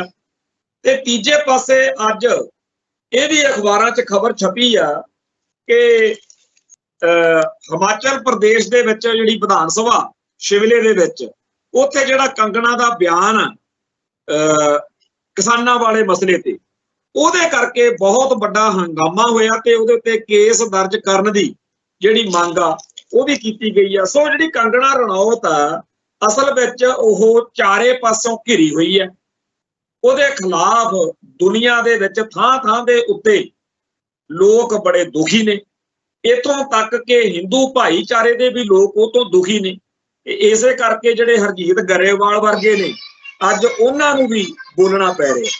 इहदे नाल नाल अगला जिहड़ा चैप्टर आ ओह इह है कि 1 सितंबर नूं कोटकपूरे दे बत्तियां वाले चौंक दे विच जिहड़े गुरु ग्रंथ साहिब जी दे बेअदबी दा मसला है उहनूं लै के एक बड़ा जिहड़ा इकट्ठ वा रोस दिहाड़ा ओह मनाया जाना। ते आपां नूं सब नूं पता कि इत्थे किड्डा वड्डा कहर वापरिया सी। अज दे दौर विच इह मसला फिर सेंटर ते आया होया, केंद्र च आया होया। 30 तरीक नूं जिद्दण शहीद भाई दिलावर सिंह बब्बर दा, शहीद भाई सुलखन सिंह बब्बर दा, शहीद भाई अनोख सिंह बब्बर दा शहीदी दिहाड़ा मनाया जाना है। उसे दिन अकाल तख्त साहिब दे उत्ते सरदार सुखबीर सिंह बादल एंड कंपनी दा भी जिहड़ा नवेड़ा वो होना है। पर जिहड़ा केंद्र दे विच मसला बेअदबी वाला उहदे हिसाब नाल जे देखिया जावे तां बीबी हरसिमरत कौर ने पता नहीं किहड़े हिसाब नाल उदों अरदास करती भी जे असीं ये काम कीता कराया तां साडा कख ना रवे। ते अज हालात ये ने कि दीप ढिल्लों डेपी ढिल्लों जिहड़ा इन्हां दी अकाली दल दी रीढ़ दी हड्डी वांगू मन्निया जांदा सी, उहदे कोले बसां दी एक बड़ी वड्डी लामदोरी आ ਤੇ ਮਾਇਆ ਪੱਖੋਂ ਬੜਾ ਸੌਖਾ ਤੇ ਸਰਕਾਰਾਂ ਦੇ ਹੁੰਦਿਆਂ ਉਹਨੇ ਬੜੇ ਨੋਟ ਇਕੱਠੇ ਕੀਤੇ ਆ ਤੇ ਸਰਦਾਰ ਸੁਖਬੀਰ ਸਿੰਘ ਬਾਦਲ ਦਾ ਤੇ ਮਹੇਸ਼ਿੰਦਰ ਸਿੰਘ ਬਾਦਲ ਦਾ ਤੇ ਇਹਨਾਂ ਦੇ ਪਰਿਵਾਰਾਂ ਦਾ ਜਿਹੜਾ ਤਾਲਮੇਲ ਆ ਉਹ ਬਣਦਾ ਦੇਖ ਕੇ ਡਿੰਪੀ ਢਿੱਲੋਂ ਨੇ ਵੀ ਗਿੱਦੜਵਾਹੇ ਤੋਂ ਐਲਾਨ ਕਰਤਾ ਕਿ ਆਪਾਂ ਆਮ ਆਦਮੀ ਪਾਰਟੀ ਵੱਲ ਚੱਲੇ ਆ। ਹੋ ਸਕਦਾ ਜਿਹੜੀ ਅਗਲੀ ਉੱਥੇ ਇਲੈਕਸ਼ਨ ਹੋਣੀ ਆ ਉਹ ਗਿੱਦੜਵਾਹੇ ਦੇ ਵਿੱਚ ਡਿੰਪੀ ਢਿੱਲੋਂ ਆਮ ਆਦਮੀ ਪਾਰਟੀ ਦਾ ਉਮੀਦਵਾਰ ਹੋਵੇ, ਕਿਉਂਕਿ ਜਿਹੜਾ ਉੱਥੇ ਅਕਾਲੀ ਦਲ ਦੇ ਵੱਲੋਂ ਤਾਂ ਉਹ ਹੁਣ ਬਾਗੀ ਹੋ ਗਿਆ, ਅੱਜ ਉਹਨੇ ਆਮ ਆਦਮੀ ਪਾਰਟੀ ਕੀਤੀ ਆ। ਪਰ ਹੈਰਾਨੀ ਦੀ ਗੱਲ ਇਹ ਆ ਕਿ ਜਿਹੜੀ ਆਮ ਆਦਮੀ ਪਾਰਟੀ ਨੂੰ ਪਿੱਛੇ 92 ਵਿਧਾਇਕ ਜਿਤਾ ਕੇ ਬੜਾ ਵੱਡਾ ਕਾਰਨਾਮਾ ਪੰਜਾਬ ਨੇ ਕੀਤਾ ਸੀ, ਇਸ ਵਾਰ ਗਿੱਦੜਵਾਹੇ ਤੋਂ, ਬਰਨਾਲੇ ਤੋਂ, ਚੱਬੇਵਾਲ ਤੋਂ ਤੇ ਡੇਰਾ ਬਾਬਾ ਨਾਨਕ ਤੋਂ 4 ਸੀਟਾਂ ਤੋਂ ਆਮ ਆਦਮੀ ਪਾਰਟੀ ਜਿਹੜੀ ਆ ਉਹ ਕੋਈ ਲੋਕਲ ਬੰਦੇ ਨੂੰ ਟਿਕਟ ਨਹੀਂ ਦੇ ਰਹੀ। ਆਊਟਸਾਈਡਰ ਜਿਹੜੇ ਨੇ, ਪੈਰਾਸ਼ੂਟ ਰਾਹੀਂ ਆਏ ਹੋਏ ਉਮੀਦਵਾਰ ਜਿਹੜੇ ਨੇ, ਜਿਹੜੇ ਇੱਕਦਮ ਟੱਪਕੇ ਨੇ, ਉਹਨਾਂ ਨੂੰ ਟਿਕਟਾਂ ਜਿਹੜੀਆਂ ਲੱਗੀਆਂ ਉਹ ਦਿੱਤੀਆਂ ਜਾ ਰਹੀਆਂ ਨੇ, ਜਿਹਦਾ ਭਾਵ ਅਰਥ ਇਹੀ ਆ ਕਿ ਇਹ ਪਾਰਟੀ ਦਿਨੋਂ ਦਿਨ ਲੋਕਾਂ ਦੇ ਵਿੱਚ ਆਪਦੀ ਸਾਖ ਗਵਾਉਂਦੀ ਜਾ ਰਹੀ ਆ। ਤੇ ਸਭ ਨੂੰ ਪਤਾ ਹੈ ਕਿ ਕਿਵੇਂ ਇਸ ਪਾਰਟੀ ਨੇ ਬੇਅਦਬੀ ਸਮੇਤ ਹੋਰ ਬਹੁਤ ਸਾਰੇ ਭਾਵਕ ਸਿੱਖ ਮੁੱਦਿਆਂ ਦੇ ਉੱਤੇ ਲੋਕਾਂ ਦੀ ਭਾਵਨਾਵਾਂ ਨਾਲ ਖੇਡਿਆ, ਵੋਟਾਂ ਲਈਆਂ। ਸੱਤਾ ਹਾਸਲ ਕਰਨ ਤੋਂ ਬਾਅਦ ਇਹ ਪਾਰਟੀ ਦਿੱਲੀ ਦੇ ਪੱਖ ਵਿੱਚ ਉਵੇਂ ਖੜ ਗਈ ਜਿਵੇਂ ਬੀਜੇਪੀ ਦੀ ਬੀ ਟੀਮ ਹੋਵੇ, ਜਿਵੇਂ ਆਰਐਸਐਸ ਨੇ ਹੀ ਇਸ ਧਿਰ ਨੂੰ ਬੀਜੇਪੀ ਦੇ ਬਦਲ ਵਜੋਂ ਪੈਦਾ ਕੀਤਾ ਹੋਵੇ। ਖੈਰ, ਆਮ ਆਦਮੀ ਪਾਰਟੀ ਦਾ ਜਾਂ ਬਾਦਲ ਦਲ ਦਾ ਜੋ ਹਸ਼ਰ ਪੰਜਾਬ ਦੇ ਸਿੱਖਾਂ ਨੇ ਕੀਤਾ ਜਾਂ ਕਰਨਾ ਉਹ ਸਭ ਦੇ ਸਾਹਮਣੇ ਹੈ। ਪਰ ਇਹਨਾਂ ਦਿਨਾਂ ਦੇ ਵਿੱਚ ਆਏ ਦਿਨ ਕੋਈ ਨਾ ਕੋਈ ਸਿੱਖ ਧਿਰ ਅਕਾਲ ਤਖ਼ਤ ਸਾਹਿਬ ਤੇ ਪੇਸ਼ ਹੋ ਰਹੀ ਆ। ਪਿਛਲੇ ਦਿਨੀ ਕੁਝ ਸਿੱਖ ਜਥੇਬੰਦੀਆਂ ਦੇ ਸਮੂਹ ਨੇ ਅਕਾਲ ਤਖ਼ਤ ਸਾਹਿਬ ਤੇ ਪੇਸ਼ ਹੋ ਕੇ ਗੁਰਮਤਿ ਦੇ ਅਨੁਸਾਰ ਪੰਥਕ ਮਸਲਿਆਂ ਨੂੰ ਵਿਚਾਰਨ ਦੀ ਤੇ ਉਹਨਾਂ ਦੇ ਉੱਤੇ ਚਰਚਾ ਕਰਾਉਣ ਦੀ ਮੰਗ ਕੀਤੀ। ਕੱਲ ਭਾਈ ਅਮਰਤਪਾਲ ਸਿੰਘ ਦੇ ਪਿਤਾ ਵੱਲੋਂ ਤੇ ਹੋਰਾਂ ਵੱਲੋਂ ਜਥੇਦਾਰ ਨੂੰ ਮੰਗ ਪੱਤਰ ਦੇ ਕੇ ਗੱਲ ਕਹੀ ਗਈ ਆ ਕਿ ਸੁਖਬੀਰ ਬਾਦਲ ਨੂੰ ਪੰਥਕ ਰਵਾਇਤਾਂ ਅਨੁਸਾਰ ਮਿਸਾਲੀ ਸਜ਼ਾ ਦਿੱਤੀ ਜਾਵੇ। ਇਸੇ ਤਰੀਕੇ ਦੀਆਂ ਹੋਰ ਬਹੁਤ ਸਾਰੀਆਂ ਜਿਹੜੀਆਂ ਚਿੱਠੀਆਂ, ਮੰਗ ਪੱਤਰ ਜਾਂ ਕਹੀਏ ਵੀ ਹੋਰ ਯਾਦ ਪੱਤਰ ਅਕਾਲ ਤਖ਼ਤ ਸਾਹਿਬ ਤੇ ਲਗਾਤਾਰ ਜਾ ਰਹੇ ਨੇ। ਪਰ ਅਜੀਬੋ ਗਰੀਬ ਗੱਲ ਜਿਹੜੀ ਆਪਾਂ ਕੱਲ ਪਰਸੋਂ ਵੀ ਚਰਚਾ ਕੀਤੀ ਸੀ, ਉਹਦੇ ਉੱਤੇ ਦਿਨੋਂ ਦਿਨ ਹੋਰ ਜ਼ਿਆਦਾ ਜਿਹੜੀ ਖਬਰ ਵਾ ਉਹ ਚੱਲ ਰਹੀ ਆ ਕਿ ਇਹ ਮੰਗ ਤਾਂ ਸਿੱਖ ਲਗਾਤਾਰ ਕਰਦੇ ਆਏ ਨੇ ਕਿ ਫਲਾਨਾ ਕੌਮ ਦਾ ਸ਼ਹੀਦ ਆ, ਉਹਨੂੰ ਦਿੱਲੀ ਦਰਬਾਰ ਨੇ, ਇੰਡੀਅਨ ਸਟੇਟ ਸਿਸਟਮ ਨੇ ਜਿਹੜਾ ਹੈ ਸ਼ਹੀਦ ਕੀਤਾ, ਸੋ ਉਹਦੀ ਫੋਟੋ ਕੇਂਦਰੀ ਸਿੱਖ ਅਜਾਇਬ ਘਰ ਚ ਲਾਈ ਜਾਵੇ। ਪਰ ਇਹ ਨਿਵੇਕਲਾ ਕੰਮ ਹੋਇਆ ਕਿ ਕੁਝ ਸਿੱਖ ਆਗੂ ਜਿਹੜੇ ਆ ਉਹ ਇਕੱਠੇ ਹੋ ਕੇ ਅਕਾਲ ਤਖ਼ਤ ਤੇ ਜਾਂਦੇ ਆ ਤੇ ਕਹਿੰਦੇ ਆ ਕਿ ਭਾਈ ਪਰਮਜੀਤ ਸਿੰਘ ਪੰਜਵੜ ਜਿਹੜਾ ਕੌਮ ਲਈ ਸ਼ਹੀਦ ਹੋਇਆ, ਉਹਦੀ ਫੋਟੋ ਕਿਤੇ ਦਰਬਾਰ ਸਾਹਿਬ ਚ ਨਾ ਲਾ ਦਿਓ, ਕਿਉਂਕਿ ਉਹਨੇ ਭਾਈ ਹਰਮਿੰਦਰ ਸਿੰਘ ਸੰਧੂ ਨੂੰ ਤੇ ਵੋਟਾਂ ਜਿਹੜੀਆਂ 91-92 ਵਾਲੀਆਂ ਵੋਟਾਂ ਨੇ ਉਹਦਾ ਬਾਈਕਾਟ ਕਰਾਇਆ ਸੀ। ਹੁਣ ਗੱਲ ਇਹ ਹੈ ਕਿ ਇਸ ਤਰੀਕੇ ਦੇ ਬੀਤੇ ਦੌਰ ਵਿੱਚ ਬਹੁਤ ਸਾਰੇ ਇਹੋ ਜਿਹੇ ਘਟਨਾਕ੍ਰਮ ਹੈਗੇ ਜਿਨ੍ਹਾਂ ਦੇ ਉੱਤੇ ਪੰਥ ਵਿੱਚ ਦੁਬਦਾ ਹੈ। ਉਸ ਮਾਹੌਲ ਵਿੱਚ ਉਸ ਮੌਕੇ ਸਿੱਖ ਸੰਘਰਸ਼ ਨਾਲ ਸੰਬੰਧਿਤ ਧਿਰਾਂ, ਜਥੇਬੰਦੀਆਂ ਨੇ ਜਦੋਂ ਉਹ ਫੈਸਲੇ ਕੀਤੇ, ਉਹਨਾਂ ਦੇ ਆਪਦੇ ਨਜ਼ਰੀਏ, ਆਪਦੇ ਸਬੂਤ, ਆਪਦੇ ਪੱਖ ਹੋਣਗੇ। ਪਰ ਅੱਜ ਜਦੋਂ ਆਪਾਂ ਦੇਖਦੇ ਹਾਂ ਕਿ ਕੌਮ ਦੇ ਲਈ ਲੜਨ ਮਰਨ ਵਾਲੇ ਉਹਨਾਂ ਯੋਧਿਆਂ ਸੂਰਮਿਆਂ ਨੇ ਜਿਨ੍ਹਾਂ ਨੇ ਇਹ ਗੜਬੜਾਂ ਗਲਤੀਆਂ ਉਸ ਸਮੇਂ ਕੀਤੀਆਂ, ਅੱਜ ਜਦੋਂ ਉਹਨਾਂ ਨੂੰ ਖੁਦ ਇੰਡੀਅਨ ਸਟੇਟ ਵੱਲੋਂ ਕਤਲ ਕੀਤਾ ਜਾ ਰਿਹਾ, ਤਾਂ ਕੀ ਇਸ ਗੱਲ ਦੇ ਉੱਤੇ ਕੌਮੀ ਤੌਰ ਤੇ, ਪੰਥਕ ਤੌਰ ਤੇ ਉੱਤੇ ਚਰਚਾ ਨਹੀਂ ਹੋਣੀ ਚਾਹੀਦੀ? ਅਸੀਂ ਮੰਨਦੇ ਹਾਂ ਕਿ ਭਾਈ ਹਰਮਿੰਦਰ ਸਿੰਘ ਸੰਧੂ ਦਾ ਜੋ ਮਰਡਰ, ਜੋ ਕਤਲ ਹੋਇਆ ਹੈ, ਉਹਦੇ ਉੱਤੇ ਇੱਕ ਰਾਏ ਜਿਹੜੀ ਆ ਉਹ ਬਣਨੀ ਚਾਹੀਦੀ ਹੈ। ਪਰ ਉਹ ਰਾਏ ਧੱਕੇਸ਼ਾਹੀ ਨਾਲ ਵੀ ਫਲਾਨਾ ਏਦਾਂ ਨਹੀਂ, ਇਹਦੇ ਉੱਤੇ ਇੱਕ ਵੱਡੇ ਲੈਵਲ ਦੇ ਉੱਤੇ ਚਰਚਾ ਹੋਣੀ ਚਾਹੀਦੀ ਆ। ਸਾਰੇ ਪੱਖ ਜਿਹੜੇ ਨੇ ਉਹ ਵਿਚਾਰਨੇ ਚਾਹੀਦੇ ਨੇ। ਪਰ ਇਹ ਕਹਿਣਾ ਕਿ ਜੀ ਉਹਦੀ ਫੋਟੋ ਲਾਓ ਤੇ ਇਹਦੀ ਨਾ ਲਾਓ, ਇਹਦੇ ਨਾਲੋਂ ਸਹੀ ਦਿਸ਼ਾ ਵੱਲ ਕਦਮ ਪੁੱਟਣ ਦੀ ਲੋੜ ਆ। ਇਹ ਗੰਭੀਰਤਾ ਨਾਲ, ਸਹਿਜਤਾ ਨਾਲ, ਠਰਮੇ ਨਾਲ ਵਿਚਾਰਨ ਵਾਲਾ ਮਸਲਾ। ਇਸ ਗੱਲ ਦਾ ਬਹੁਤੇ ਲੋਕਾਂ ਨੇ ਬੁਰਾ ਹੀ ਮਨਾਇਆ ਕਿ ਉਹਦੀ ਕੇਂਦਰੀ ਸਿੱਖ ਅਜਾਇਬ ਘਰ ਵਿੱਚ ਫੋਟੋ ਲਾਉਣ ਤੋਂ ਕਿਉਂ ਮਨਾ ਕੀਤਾ ਗਿਆ? ਹਾਂ, ਇਹ ਗੱਲ ਜ਼ਰੂਰ ਬਣਦੀ ਆ ਕਿ ਤੁਹਾਡੇ ਸਿੰਘ ਨੂੰ, ਭਾਈ ਹਰਮਿੰਦਰ ਸਿੰਘ ਸੰਧੂ ਨੂੰ, ਜੇਕਰ ਬੇਦੋਸ਼ੇ ਨੂੰ, ਜੇਕਰ ਸ਼ੱਕੀ ਤੌਰ ਦੇ ਉੱਤੇ ਹੀ ਉਹਨੂੰ ਕਤਲ ਕੀਤਾ ਗਿਆ ਤੇ ਦੂਜੀ ਧਿਰ ਦੇ ਵਿੱਚੋਂ ਜਿਹੜੇ ਸਿੰਘ ਜਿਉਂਦੇ ਜਾਗਦੇ ਬੈਠੇ ਆ, ਉਸ ਮਸਲੇ ਦੇ ਉੱਤੇ ਕੌਮੀ ਤੌਰ ਤੇ ਚਰਚਾ ਹੋ ਸਕਦੀ ਹੈ। ਅੱਜ ਵੀ ਅਕਾਲ ਤਖਤ ਸਾਹਿਬ ਦੀ ਜਾਮਨੀ ਸਾਡੇ ਵਿਚਕਾਰ ਹੈ।